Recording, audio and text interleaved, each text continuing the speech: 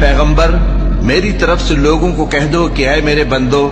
جنہوں نے اپنی جانوں پر زیادتی کی ہے اللہ کی رحمت سے نا امید نہ ہونا، اللہ تو سب گناہوں کو بخش دیتا ہے،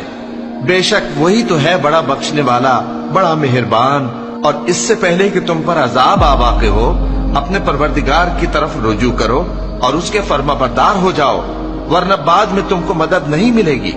اور اس سے پہلے کہ تم پر ناگہاں عذاب آ جائے اور تم کو خبر بھی نہ ہو اس نہایت اچھی کتاب کی جو تمہارے پروردگار کی طرف سے تمہاری جانب نازل ہوئی ہے پیروی کرو۔ ایسا نہ ہو کہ اس وقت کوئی شخص کہنے لگے کہ ہائے اس کوتاہی پر افسوس ہے جو میں نے اللہ کا حق ماننے میں کی اور میں تو ہنسی ہی کرتا رہا، یا یہ کہنے لگے کہ اگر اللہ مجھ کو ہدایت دیتا تو میں بھی پرہیزگاروں میں ہوتا، یا جب عذاب دیکھ لے تو کہنے لگے کہ اگر مجھے پھر ایک دفعہ دنیا میں جانا ہو تو میں نیکوکاروں میں ہو جاؤں۔